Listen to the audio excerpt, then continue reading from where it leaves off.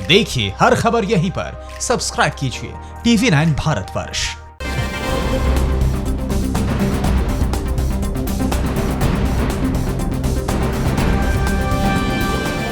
बीते 24 घंटे में देश में कोरोना मरीजों में हुई रिकॉर्ड बढ़ोतरी, 5 लाख का आंकड़ा हुआ पार। 15 जुलाई तक अंतर्राष्ट्रीय उड़ानों पर रोक। WHO ने क्या चेतावनी दी है? कोरोना से जुड़ी सभी बड़ी खबरों के लिए देखिए टॉप 9 कोरोना। देश में अब कोरोना वायरस के मरीजों की संख्या 5 लाख को क्रॉस कर गई है। 24 घंटे में 18,256 नए मरीज मिले।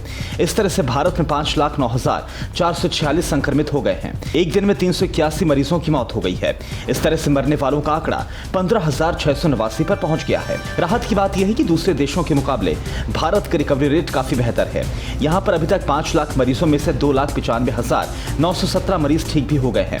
रिकवरी रेट 58.13% का है।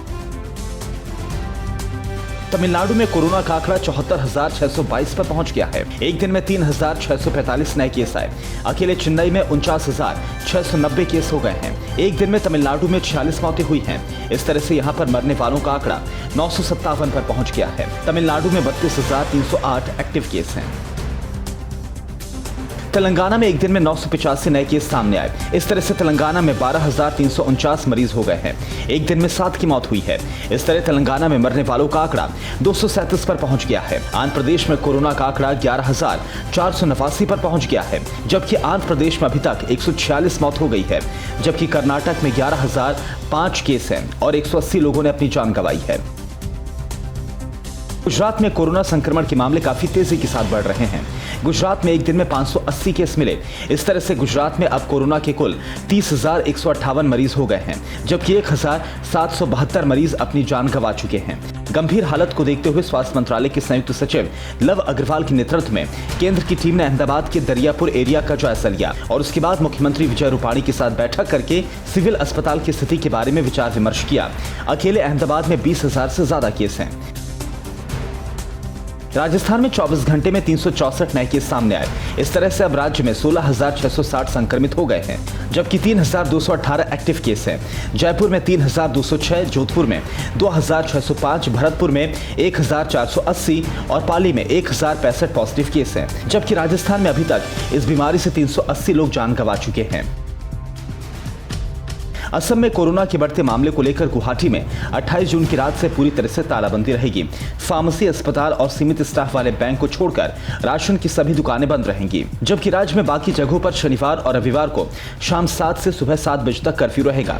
असम में कोरोना संक्रमितों की संख्या 6,900 के पार पहुंच गई है। वहीं झारखंड में 31 जुलाई तक लॉकडाउन बढ़ा दिया गया है।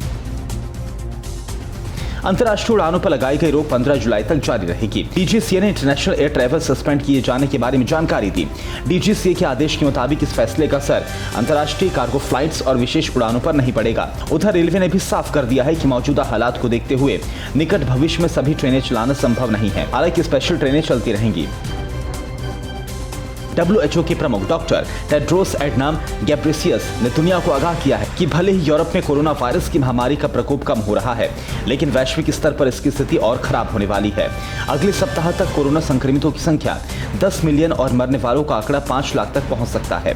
टेड्रोस ने बातें यूरोपीय संसद की स्वास्थ्य समिति से की।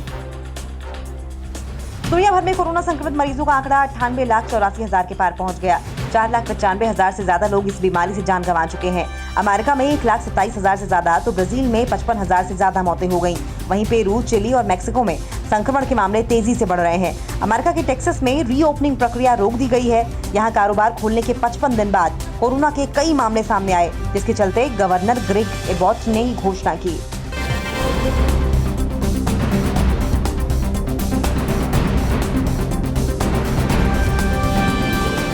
परवाह देश की, सोमवार से शुक्रवार रात 10 बजे TV9 भारतवर्ष पर।